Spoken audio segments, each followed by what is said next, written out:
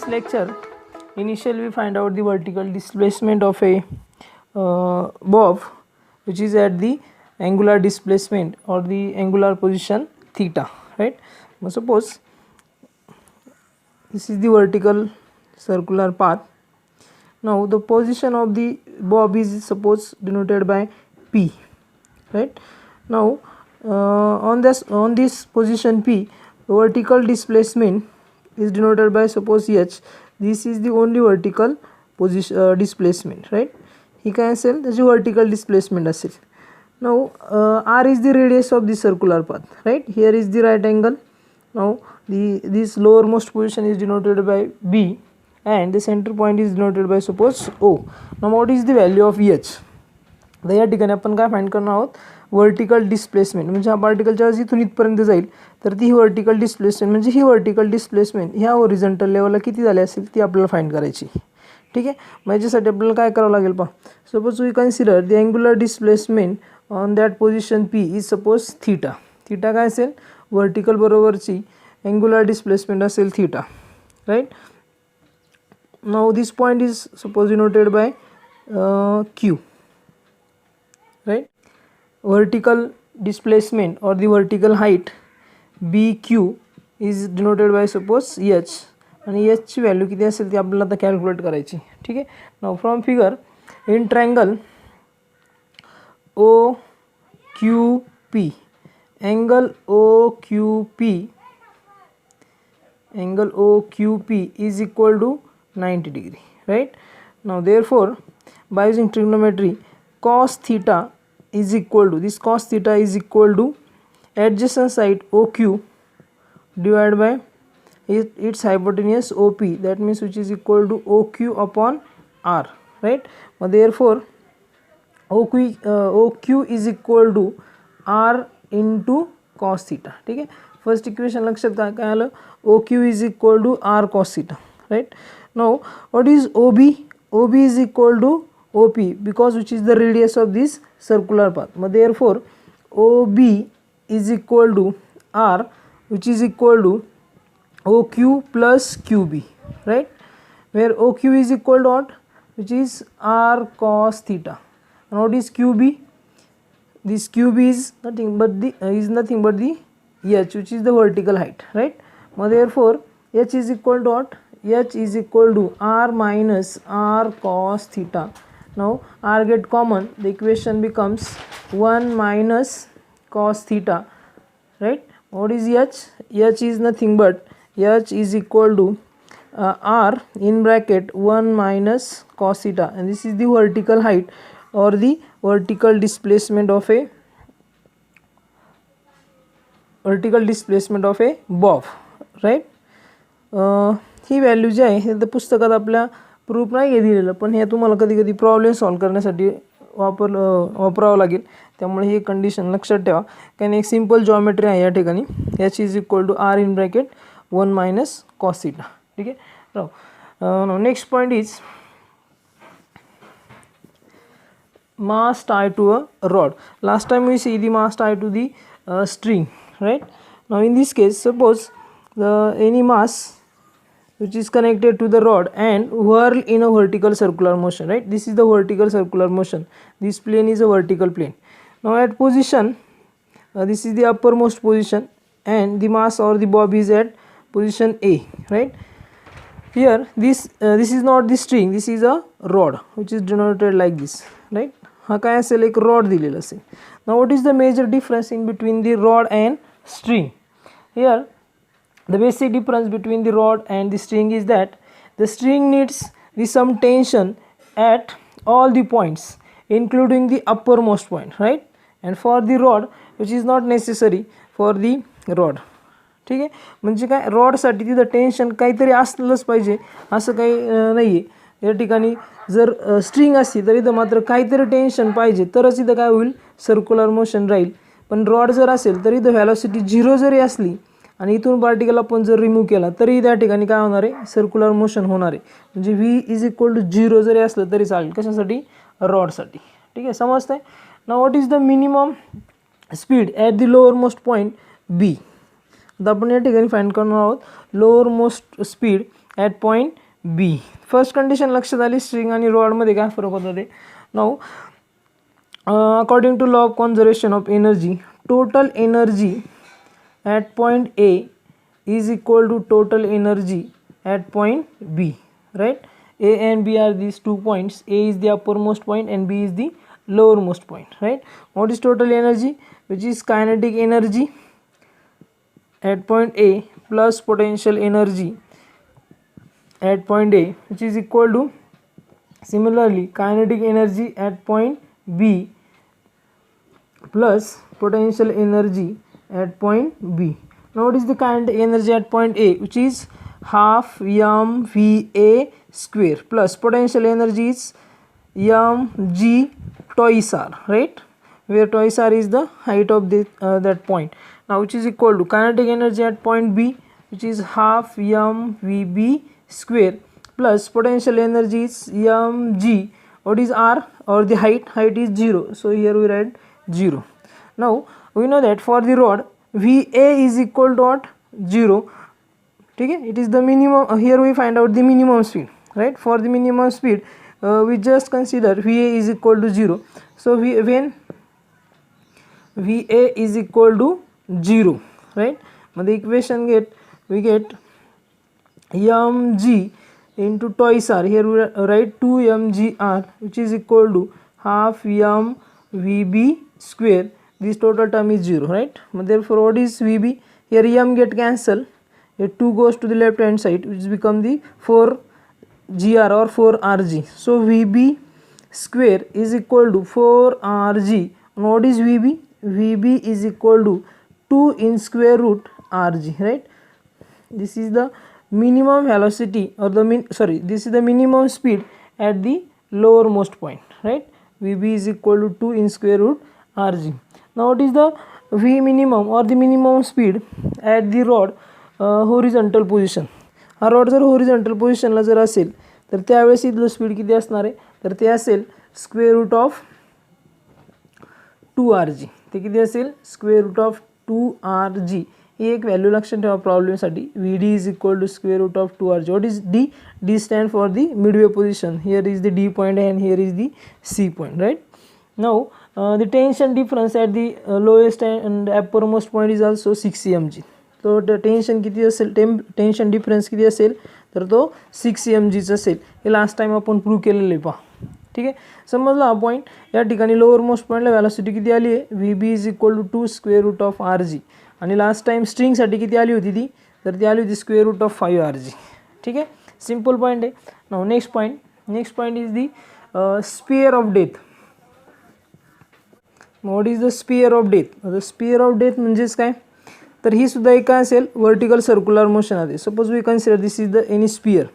जो काही 2 wheeler rider असेल तो सुरुवातीला काय करतो, स्मॉल सर्कल घेतो या पद्धती, आणि होरिझॉन्टल लेवलपर्यंत गेल्यानंतर मग त्याची मोशन जी आहे होरिझॉन्टल तीच व्हर्टिकल करत असतो पहा या पद्धतीने. म्हणजे ही काय झाली, एक व्हर्टिकल सर्क्युलर मोशनसुद्धा असेल. मग या ठिकाणी एक मेजर डिफरन्स असेल. मग त्याचे जे काय डायनॅमिक्स असेल, the dynamics of this vertical circular motion is the same as that of the point mass which is tied to the string. That means vertical circular motion of a bob having the string is the same as that of the point mass tied to the string, except that here the force due to the tension T is replaced by the normal reaction. म्हणजे इथं स्ट्रिंगने दोऱ्याने त्याला बांधून ठेवलेलं असेल का, नाही, तर मग ते कशाने बॅलन्स केलं जाईल किंवा तो रिप्लेस कशाने केला जाईल, तर त्या व्हेकलची असलेली काही नॉर्मल रिॲक्शन असेल त्यानेच तो बॅलन्स केला जाईल. ठीक आहे, एकदम सिंपल कन्सेप्ट आहे, तुम्ही ऑब्झर्व केला असेल कधी. आणि नेक्स्ट पॉईंट आहे याच्यामध्ये, next point, the vehicle at the top of the convex overbridge. The vehicle at the top of the convex overbridge. In this point we find out the maximum velocity of that vehicle, right? Suppose we consider this is the convex overbridge. Now we initially this is the convex overbridge. Now on this bridge we consider this is the vehicle. एक vehicle असेल, ठीक आहे, overbridge वरती long distance असेल, हे म्हणजे small sphere नसणार आहे या ठिकाणी. No vehicle at the top of this convex overbridge during its motion, the forces acting on these vehicles are its weight, which is in the downward direction, denoted by mg, and its normal reaction, which is opposite to the weight, right, and perpendicular to this road surface or the bridge, right. Now the second force is this normal reaction, and first is the its weight mg, both along the vertical line but in opposite direction. Now resultant of these two forces is the centripetal force. Resultant of these two forces is centripetal force. That means mg minus n, which is equal to m v square upon r. What is v? V is its velocity, right. Then by using this equation, here the normal reaction n goes on decreasing. That means normal reaction is decreasing. That means the speed of the vehicle is increasing, right. जर व्हेकलचं speed जर वाढत असेल तर normal reaction काय होणार आहे, हळूहळू decrease होत जाणार, म्हणजे रोड सरफेसवर त्याचा असलेला कॉन्टॅक्ट जो असेल तो कमी कमी होत जाईल, राईट. मग जर normal reaction N is equal to जर 0 झाली, बरोबर, एन इज इक्वल टू जर 0 झाली तर तिथं काय असणार आहे, तो एक जस्ट कॉन्टॅक्ट असणार आहे, ठीक आहे. आणि त्या स्पीडच्या पेक्षा जास्त स्पीड झालं तर इथं काय होणार आहे, तो कॉन्टॅक्ट कॅन्सल होणार आहे. ते लक्षामध्ये, म्हणजे जर व्हेकल इकडून फास्ट जर आली आणि नॉर्मल रिॲक्शन म्हणजे याच्याबरोबर जो कॉन्टॅक्ट असणार आहे तो जर लूज झाला तर व्हेकल काय होणार आहे, इकडे जाऊन आदळणार आहे, ठीक आहे ना, म्हणजे रोड सरफेसवर कॉन्टॅक्ट राहणार नाही. मग त्या कंडिशनला व्हॅलॉसिटी किती असेल, म्हणजे for the just maintaining contact फक्त मेंटेन करून ठेवायचं असेल तरची व्हॅलॉसिटी किती असेल, तर ती आपण म्हणूया maximum velocity. For N is equal to 0, mg minus 0 is equal to m v max square divided by r. m v max square upon r is equal to mg. Here m get cancelled and r goes to the left hand side. So equation becomes v max square is equal to rg, and therefore v max is equal to, or the maximum speed of the vehicle is equal to square root of rg, right. This is the maximum speed of that vehicle which is along the convex over bridge. This equation is equal to the speed of the bob which on the uppermost position, right. Square root of rg ही value कुठं आली होती, uppermost position, vertical circular मोशनला uppermost पॉईंटला आपण va ने denote केलेली value जी होती ती एवढी आली होती पहा, ठीक आहे. इक्वेशन लक्षात आलं कसं घेतलं आहे ते, हे एक इक्वेशन लक्षात ठेवा आणि त्यावरून ही कंडिशन लक्षात ठेवा, तुम्हाला हे इक्वेशन फाइंड करायला सोपं आहे, ठीक आहे. नुसतेच इक्वेशन पार्ट करू नका, ते अंडरस्टँड करून घ्या, त्यामागचं लॉजिक काय असेल, त्यामागचं फिजिक्स काय असेल ते, ठीक आहे. मला वाटतं ह्या लेक्चरनंतर आपण जो हा पार्ट आहे सर्क्युलर मोशनचा तो या ठिकाणी कंप्लीट करतोय, आणि इथून पुढे जे लेक्चर असेल ते कशाचं असेल तर रोटेशनल मोशनचं लेक्चर असेल, ठीक आहे. मग सर्क्युलर मोशन व्यवस्थित लक्षात आले तुमच्या विद्यार्थी मित्रांनो. आपण या ठिकाणी झालेल्या 6 लेक्चरची रिव्हिजन म्हणजे समरी थोडक्यात आपण या लेक्चरमध्ये पाहणार आहोत. तर पहा, पहिलं रोटेशनल डायनॅमिक्समध्ये आपण सुरुवातीला कायनेमॅटिक्स ऑफ सर्क्युलर मोशन पाहिलं होतं. मग कायनेमॅटिक्स ऑफ सर्क्युलर मोशनमध्ये आपण शिकलो UCM, that means uniform circular motion and non uniform circular motion, right. Uniform circular motion म्हणजे काय आणि नॉन युनिफॉर्म सर्क्युलर मोशन म्हणजे काय हे आपण या ठिकाणी पाहिलं होतं. UCM means what, it is the motion of A particle along the circumference of circle with constant speed. And यामध्ये आणखीन आपण घेतलं होतं ते म्हणजे definition of angular velocity, definition of angular velocity and angular acceleration, आणि सगळ्यात महत्त्वाचं होतं ते म्हणजे त्यांची डायरेक्शन, ठीक आहे. डायरेक्शन काय होती ते पण महत्त्वाचं होतं या ठिकाणी या पॉईंटमध्ये. त्यानंतर सेकंड पॉईंट आपण घेतला तो म्हणजे dynamics of circular motion. Dynamics of circular मोशनमध्ये काय शिकलो आपण, तर त्यामध्ये आपण महत्त्वाचं शिकलो ते म्हणजे centripetal force and centrifugal force, right. आठवते माझं सेंट्रिपेटल फोर्स आणि सेंट्रिफ्युगल फोर्स यांची मॅग्निट्यूड किती घेतली होती, तर ती मॅग्निट्यूड होती mv स्क्वेअर अपॉन r और mr ओमेगा स्क्वेअर, ठीक आहे. हे दोन आपण पॉईंट्स घेतले होते. त्यानंतर थर्ड एक महत्त्वाचा पॉईंट होता तो म्हणजे ॲप्लिकेशन ऑफ UCM. मग त्या ॲप्लिकेशन ऑफ UCMमध्ये परत आपण 4 पॉईंट घेतले होते. त्यामध्ये फर्स्ट पॉईंट घेतला होता तो म्हणजे कोणता, तर vehicle along a horizontal circular track, right. Vehicle along a horizontal circular track.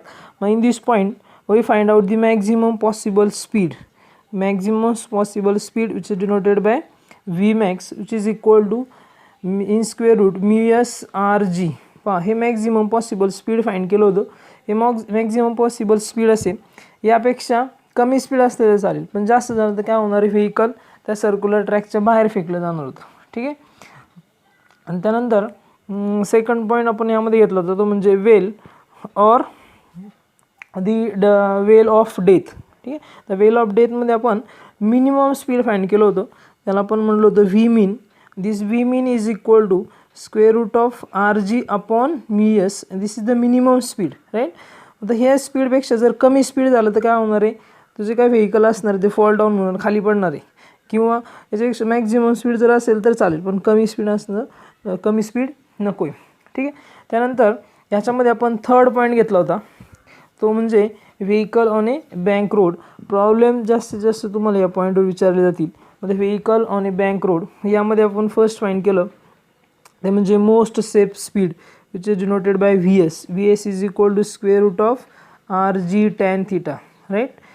त्यानंतर यामध्ये आपण फाइंड केलं banking angle. Banking angle theta is equal to, ह्याच इक्वेशनवरून फाइंड केलं होतं, theta is equal to tan inverse of V square upon R G. Tan inverse of V square upon R G. आठवतं आहे.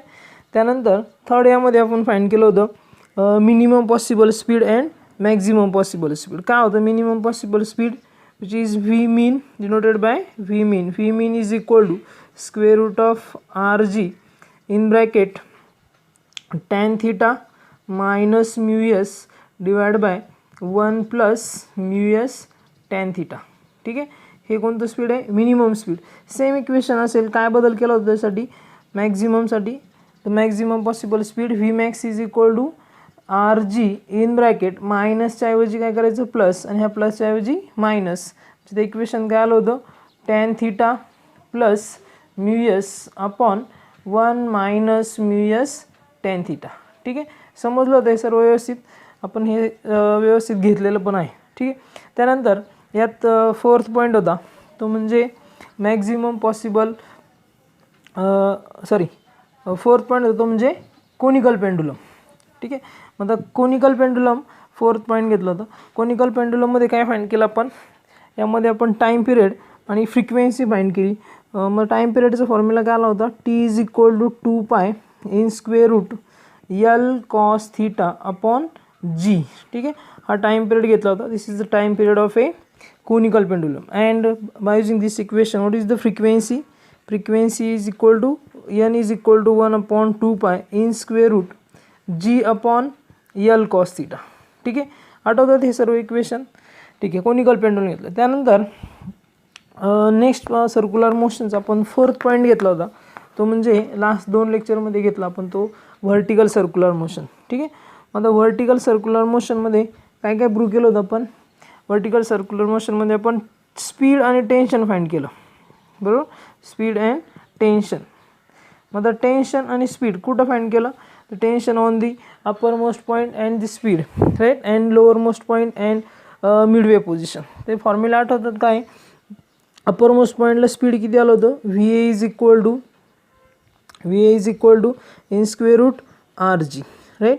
लोअर मोस्ट पॉईंटला V B is equal to square root of 5 R G, आणि Midway पॉईंटला किती आलं होतं, V D और V सीने डिनोट केलं होतं square root of 3 R G. ठीक आहे. सिम्पल पॉईंट होता हा. त्यानंतर जनरल इक्वेशन किंवा आर्बिट्ररी पॉईंटला पण टेन्शनचा फॉर्म्युला काय घेतला होता, टेन्शनचा फॉर्म्युला घेतला होता आपण, ते इक्वेशन घेतलं होतं T minus M G cos theta is equal to M V square upon R, right. What is T, T means tension, M G cos theta, it is the component of a weight, right. Theta is the same vertical angle between the theta is the angle in between the vertical position and the radius or the position vector of that particle, right. मग ह्या इक्वेशनवरून आपण कोणत्याही पॉईंटचं tension find करू शकत होतो. ठीक आहे. मग T is equal to formula काय लिहिणार, M V square upon R plus M G cos theta. ठीक आहे. आणि ह्याच पॉईंटमध्ये लास्टला काय घेतलं परत आपण, sphere of death and vehicle along the convex overbridge. ठीक आहे. सिम्पल पॉईंट होते आत्तापर्यंतचे. परत एकदा व्यवस्थित रिव्हिजन करा, त्याच्या नोट्स बनवा. यानंतर आपण रोटेशनल मोशन हा पॉईंट चालू करणार आहोत.